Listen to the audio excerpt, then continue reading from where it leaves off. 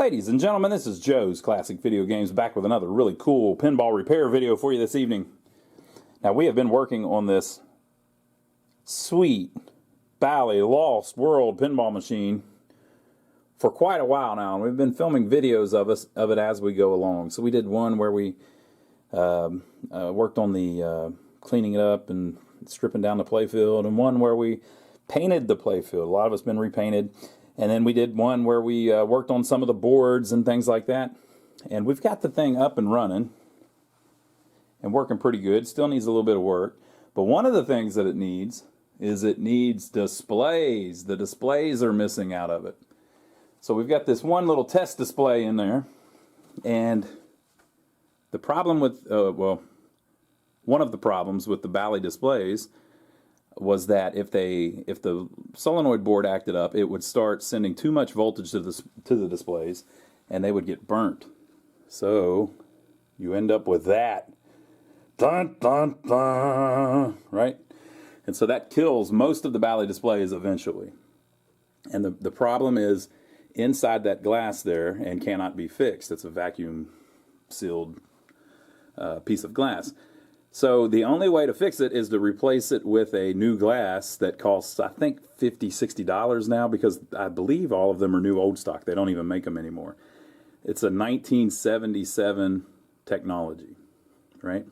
And you know me, I'm old school. I love old school stuff. But this just can't abide, people. I can't be paying $50 just for the glass part of the display. That's not counting the rest of the thing, right? I can't do that. So they make, or a couple places make, new LED displays. Now, I've told you in the past that I'm not a big fan of putting LEDs on the older games on the playfield. I just don't like the look of them. But on the displays, you've got a couple things going on. One, the LEDs are less expensive than the originals. Two, they last a lot longer, right? And three, they look almost identical to the original ones. To the untrained eye, people would not even know that they're any different. So there's several options, but what we're going to do today is there's this cool kit that you can get from, I think it's Wolfpack Industries. We'll see here in a minute when we go through it. But they make a new LED display that you can build yourself. Now, why would you want to do that? Because it saves you a little bit of money. And it's kind of cool how the things are put together. It uses all kind of old school through-hole parts instead of surface mount stuff. So all you really need is a soldering iron and some solder. And you can build your own displays. You buy the little kit, and there you go. And it has different colors. You can get red and orange like these original ones. You can get green and blue. And the gentleman that runs that company makes them for Williams pinball machines. We did a set of the Williams ones before. And then he makes them for these Bally and Stern ones and several other types of machines. So on the Ballys, though, in particular, the displays get burnt, right? So what we're going to do is we're going to look and see what's in the kit, build it, and then put it in this machine and see how it ends up. So let's check out what came with it. So this is the box that came in. We're going to check them out.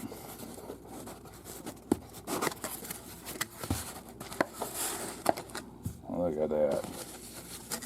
We haven't done these Bally ones yet. Ballet for all you rich people.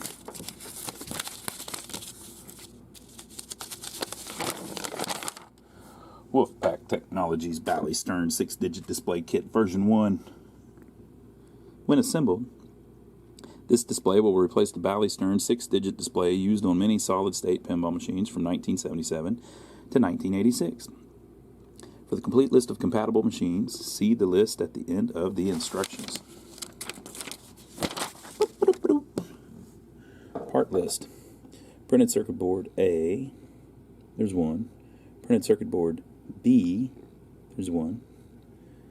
ICULN 2003, IC74HCT04, ICCD 4543. Oh, wait a minute. There are one of each of those. Now on the original Bally display, there was just one IC. Transistor, 2N4403, 6 of those. Capacitor, 0.1 UF. Microfarad. Marked 104. There's 2 of those. Resistor, 1000 ohm, marked ohm. Is it ohm or ohm? They're going to get me on that one. Ohm or ohm? I think it's ohm.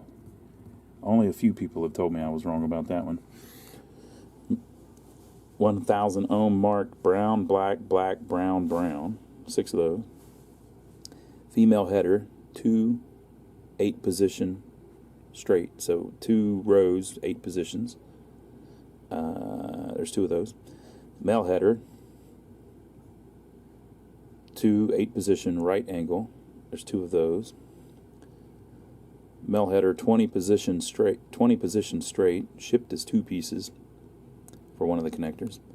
7-segment LED display for 6 places, for 6 of them. Resistor, 100 ohm, marked brown, black, black, black, brown. Or resistor, 150 ohm, marked brown, green, black, black, brown. And those are for the 7 positions. That would be, I guess, for the segments. And a foam bezel. Assembly instruction. For complete assembly instruction, for you French people, go to wolfpacktech.com and click on the link Assembly Instructions and select Download Bally Stern 6-digit kit revision 1 assembly instructions. Tools: soldering iron. A small to medium power soldering iron of 25 watts, 25 to 50 watts with a small tip, preferably temperature controlled, is recommended. Wire cutters. A set of diagonal or wire cutters intended for cutting electronic component leads. Alcohol. Isopropyl alcohol, denatured alcohol, or flux remover to be used for cleaning the board after assembly. Solder. Use only solder designated for electronic component assembly. Either lead-based or lead-free flux core solder are both acceptable. Use of solid core, acid core, or plumbing solder is not acceptable and will void the warranty. All soldering should be done on the bottom, non-printed side of the boards. This kit uses old school through-hole components requiring only basic soldering skills to assemble. However, if you have never soldered before or are unsure of your skill level, I'm unsure of my skill level. I don't know if I'm great, epic, or supernova. It is recommended that you first practice soldering on a scrap board before beginning to assemble this kit. I'm supernova, we know that. There are many references on the internet which can help you learn how. Okay, so this looks very cool. And it was telling us for one display, but I'm doing several displays. I need to do an entire machine. I hope there's enough in here. Let's see, shall we?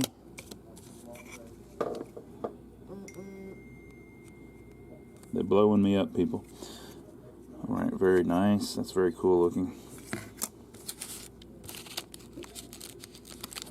Up, up, up, up, up.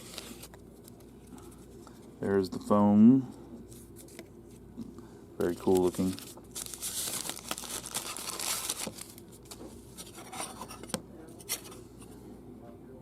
And the main board.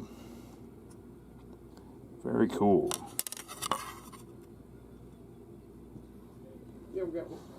It even smells great.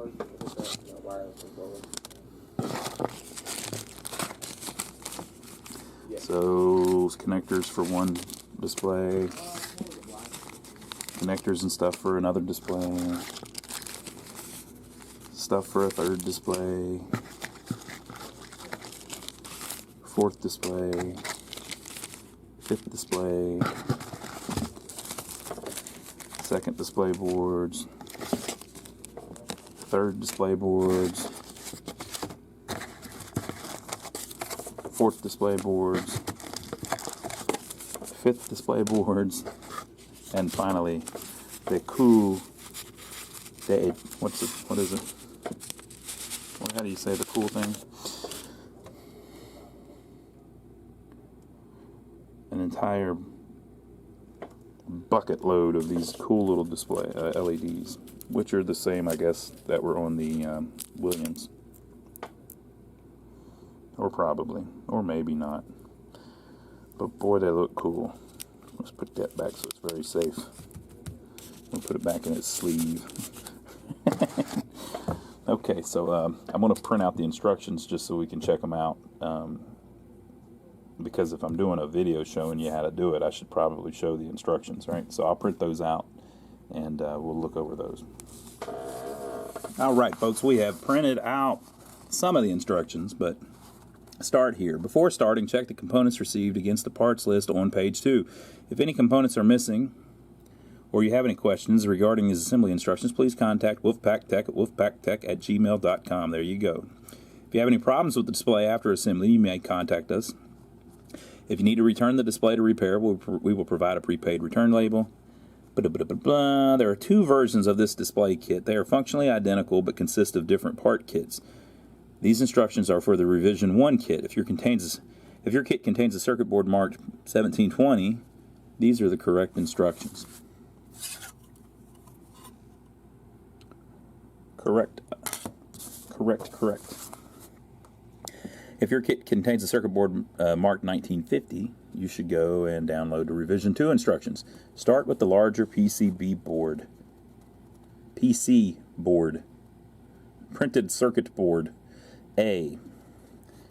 Insert U1 into the board from the top side, the side with the lettering, so that 1 pin goes through each hole at the location labeled U1. Each chip is marked with a U-shaped notch on one end of the short ends. I'm going to read through them just to make sure there's nothing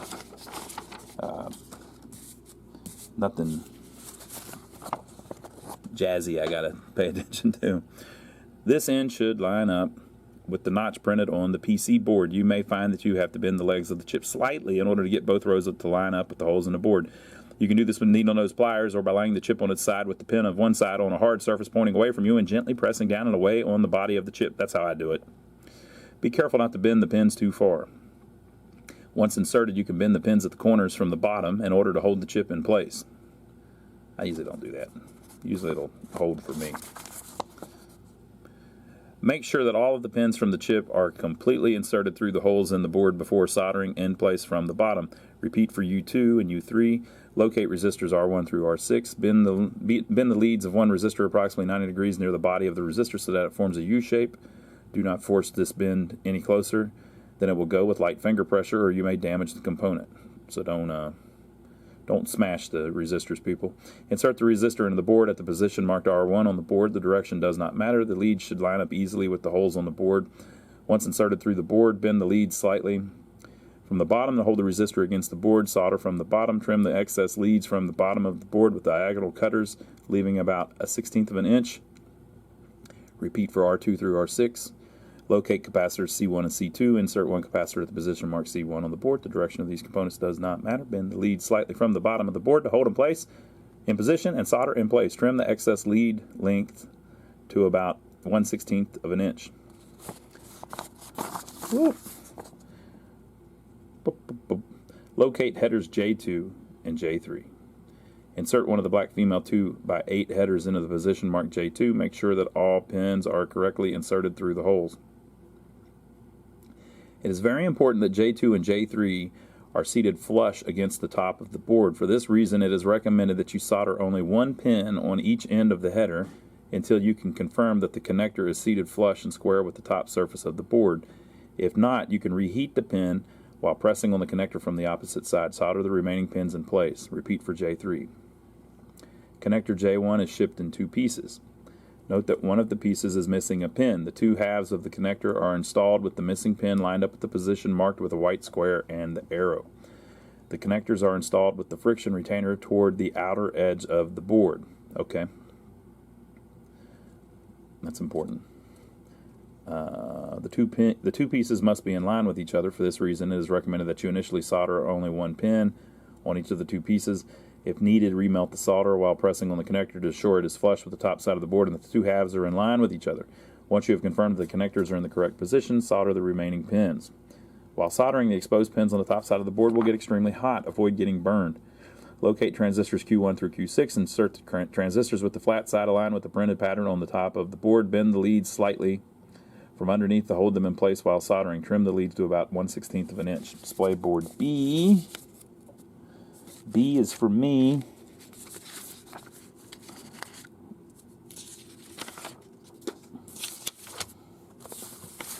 Boop.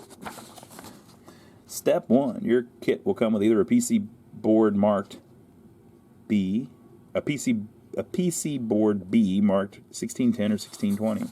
They are functionally identical. Locate resistors R10 through R16. Gently bend the leads of each resistor into a U shape. Do the same thing you did before. Blah, blah, blah, blah. Locate J4 and J5.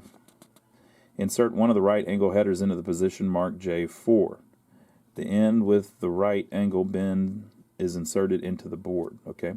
It is very important that the connectors are installed so that the black plastic is flush and perpendicular against the board, and the pins on the opposite end of the connector are parallel with the PC board. It is recommended that you solder one pin on each end of the connector until you can confirm that they are correctly aligned before soldering the remaining pins. So get them flat, people. 7-segment LEDs. The 7-segment LEDs are installed in positions 1 through 6.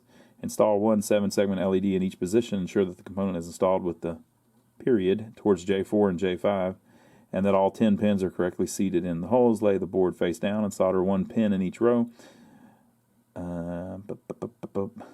Inspect to ensure that the display is seated flush with the PC board. If not, reheat the pins while pressing on the display from the front of the board once the LED is correctly seated. Solder the remaining pins. Repeat for the remaining 5 LED displays.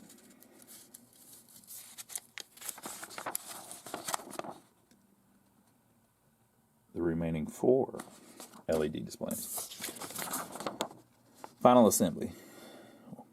Wipe or rinse the board with isopropyl alcohol, denatured alcohol, flux remover, or water, depending on the type of solder used to remove the solder flux residue. When the board is completely dry, peel the clear plastic protective film from the front surface of each LED display. I forgot to do that on one of the ones for the Williams. Remove the paper backing covering the adhesive from the foam bezel. Carefully line the openings with the LEDs and install as shown below. The adhesive is very aggressive. Be careful when handling the bezel after removing the paper backing to avoid sticking it to something you don't intend. I always get it stuck to my nose. Insert board B with the LEDs into the A board. Line the pins from J4 and J5 with the holes in J2 and J3 with the LEDs pointing outwards. Press down firmly. About 1/8 inch of board B should slide behind J2 and J3. All right. So that's what we're going to do. So I'll set up the tripod where you can see me struggling.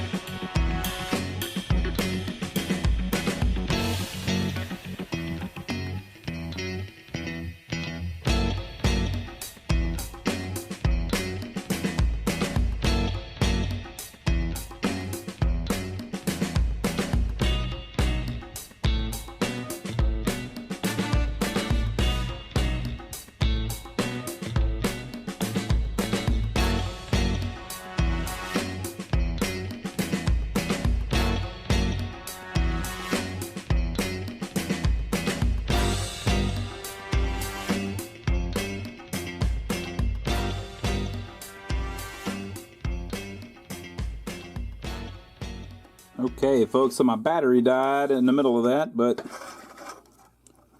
check it out. Boy, it looks cool. Boy, that's nice. So I haven't put the bezel on yet. This little sticker goes on there to kind of make it look a little more like the original ones did. And there's a plastic film that you can pull. See the light shining off it? You can pull off of each one of these that makes it have like a matte finish. So let me grab a regular one. I'll set it up here next to it so you can see the difference. So this is a typical Bally one. See, the bottom board is exactly the same size. The connector, of course, is in the same place. Now, one interesting thing, the high voltage connects on pin 1 here, right? On the original ones. So that's 175 to 190 volts. And on this one,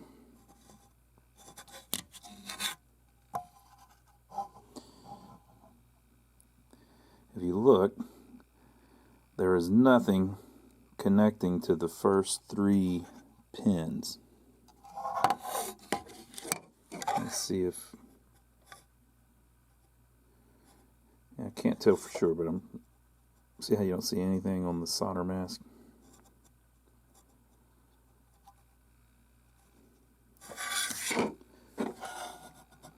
So on these, the high voltage connected to pin 1, pin 2 and 3 didn't connect to anything. So essentially, the high voltage is like 180 volts. It's like crazy high. It's what these displays, the actual glass, needed to run. But on the new ones, since it's all LEDs and stuff, they're very low. So I guess they run off 5 volts. So they even though it still sends the power up to the connector, it doesn't go to anything because that pin doesn't connect to anything. Let's see if we can figure out the 5 volt one. So the 5 volt test point is right there. It looks like it comes from the very end, the other end. And as you can see, it's still hooked up on the new one. So yeah, they did it very smartly, and they also run it off the back.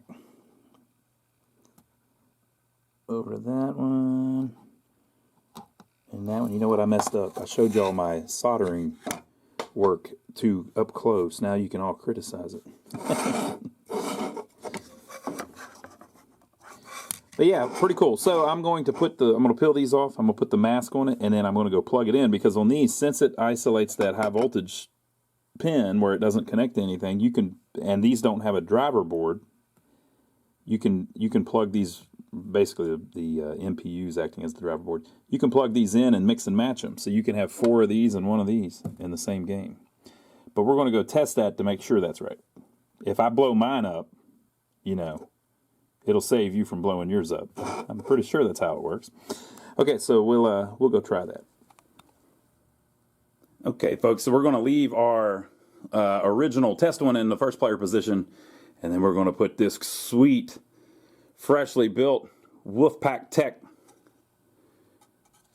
display that we've built in the second position and see how they look. Now, that was not me dropping my new display. Don't worry about it. Whenever you mess with these, you have to do it with the power off. It's really tempting to just unplug the thing and plug it in. Look, the plug's right there. All I got to do is plug it in. You plug it in, you're going to fry crap. Don't do it. Don't do it. You will fry the MPU. You might fry the display. Bad idea. So turn it off and then do it. So I'm going to turn it off, slip it in the second one there, and then we'll see how it fits and how it looks. Okay, folks, so you'll have to be the judge. Let's go into test.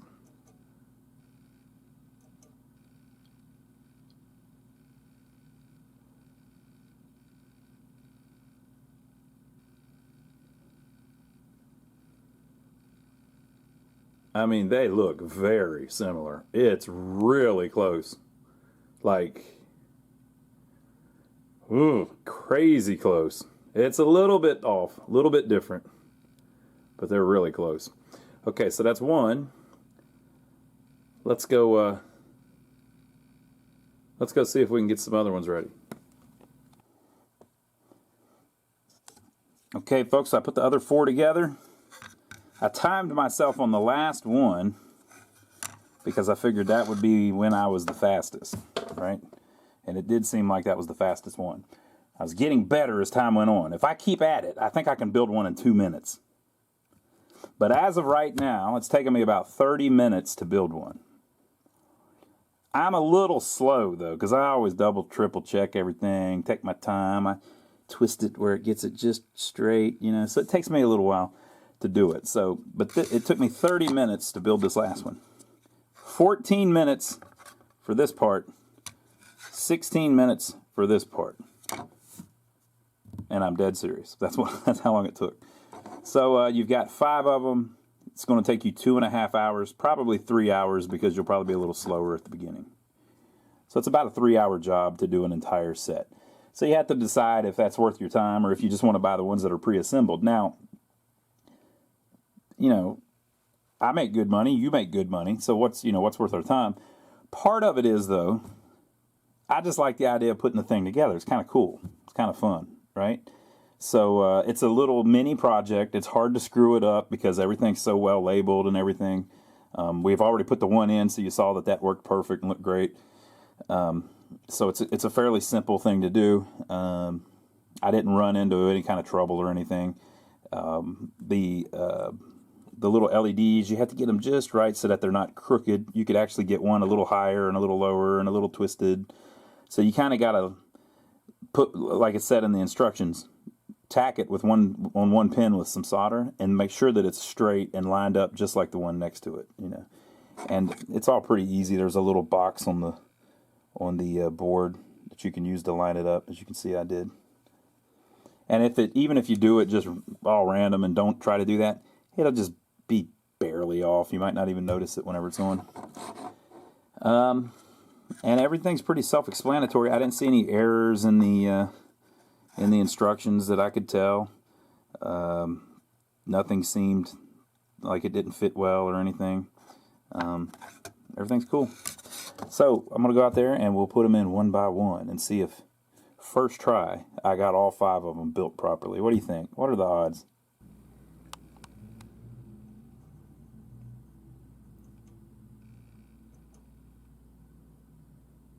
Looking good.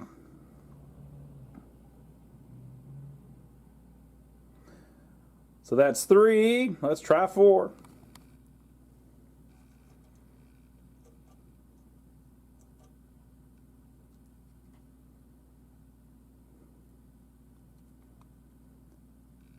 We're looking good. Okay, on to the next one.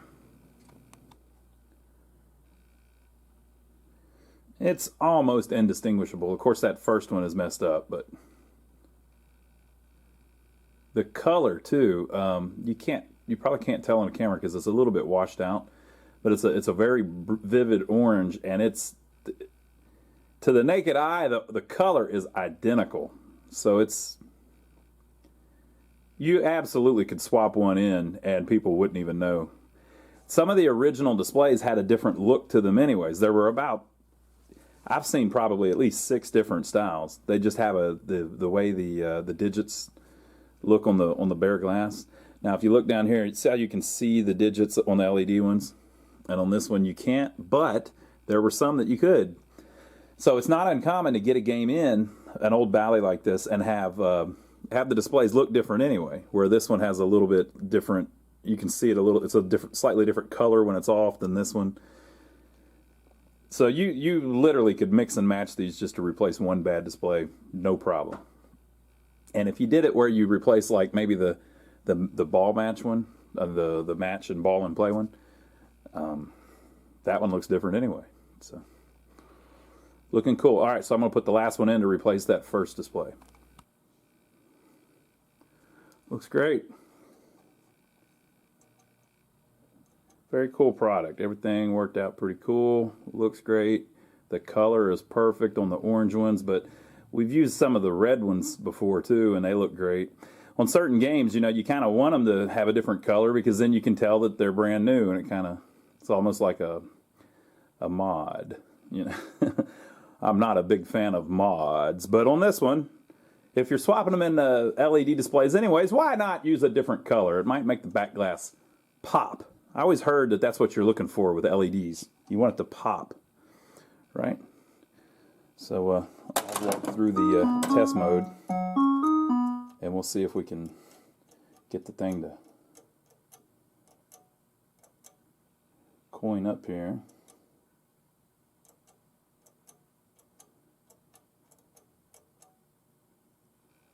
See what happens.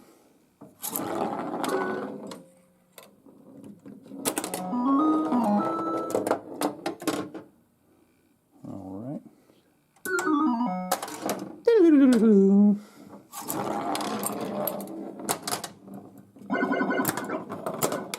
Look at that.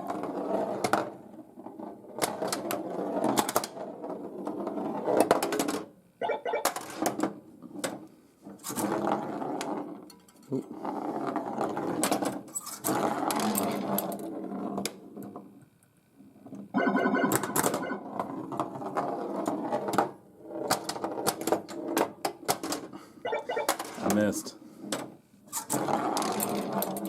I need a dedicated pinball flipper to come in here while I'm filming.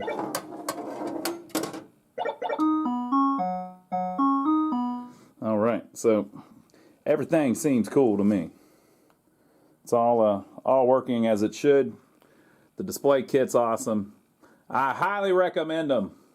I've used them before on the Williams game, so I already knew they were going to be cool. But it's inexpensive too, so it's Wolfpack Technologies. Go check it out. Now, if you haven't seen the earlier videos that we did on this, go check them out. We've been working on this thing. We even did some work in between the videos. You might notice that the insert lights are a lot brighter. That's because I had to replace the bridge rectifier on the rectifier board because they were all dim, and I was wondering why that was. But then they just went all the way out. The bridge rectifier was flaking out on us. It tested fine, but under a load it did not work. So now they're nice and bright. They look great. Everything's cool. And we've got our displays done. I need to work on the flippers a little bit. And we need to mess with the back glass a little bit, and then we need to play it a little bit. So it's definitely getting there. So leave your comments below. Let us know what you think so far. Let us know what you think about these super sweet LED displays that we've got in here. All right. Now, if you look down below, you'll see two things. One, you'll see a link to my brother Donnie. My brother Donnie is my real brother Donnie, and he has started a little channel. Him and I are working on an old mobile home that we bought that's torn all to crap. We're fixing it up and putting it on a lot of land that we have, and we're renting it. So when we bought the thing, we thought, oh, it won't be no big deal. We'll just paint it and blah, blah, blah. No, folks, it was a big deal. All kinds of stuff screwed up on it. So the whole thing was pretty funny, and we filmed a lot of it. And so we're uploading the videos on there. Go check that out. I'm on there with him. And then he also does a lot of like farming stuff and small engine repair, and seems like he's always into something. So go check that out if you get the chance. Subscribe to him, and I'll see you over there. And the other thing you will see down below this video is we will have a link to Amazon. If you shop on Amazon, I do. I think about everybody does, especially during this lockdown that we just now coming out of. People are buying all kinds of stuff on Amazon. If you shop on Amazon, if you feel obliged to, click our link down below. You don't have to sign up for anything. What it does is it basically it puts a little teeny cookie on your computer. It's very small, people. You won't even see it. And it tells Amazon for the next 24 hours or something after you click it, something like that, that we sent you to Amazon. So by doing that, anything you buy on Amazon, just regularly, you don't have to sign up for anything or log in a certain way or whatever. Just click the link. Every time you buy something on Amazon, it sends us a little piece of Amazon's profit. Not your profit, Amazon's profit. So it doesn't raise your Doesn't raise your prices or anything. And it gives us a little royalty because, hey, we sent you there because you clicked that link, and that proves it, right? So we appreciate all the people who have been doing that.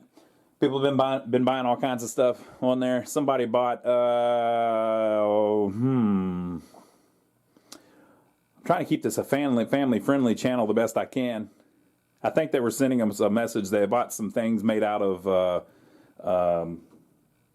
they're kind of like disposable gloves, but they're not gloves, right? So people have been buying funny stuff on there. We had a guy who bought like a remote-controlled skateboard that you actually ride. I didn't even know those existed. That looked cool. We've had people buy just normal stuff, you know, food and clothes and stuff like that on there too. But we appreciate it, everybody. Every time you do that, it helps us out a little bit. People have asked us about Patreon and stuff like that. We're not going to do Patreon because we don't want people to have to spend their hard-earned money to watch our videos, because we know a lot of people out there are poor. We were poor when we were kids, so we know what it's like. So we don't want you to have to spend money to watch our stupid videos about pinball machines. You can watch them for free, people. But if you feel obliged, click the Amazon link the next time you go to buy something on Amazon, and it sends us, what's his name's cash? Jeff Bezos. He's got so much of it, he's just giving it away. So do that if you feel like you want to. And give us a thumbs up for taking the trouble to film all this for you. Now, we're not done yet, but this video's done, right? So there will be another one really soon. Hey, I'm going to guess it's going to be tomorrow. And we're going to show you off the back glass that we bought. So we have ordered a back glass for this thing. We're getting down to the dredges, right? So we've ordered a back glass for it, and we're going to film a little video of that. And we will see you on that one. Hope you enjoyed it.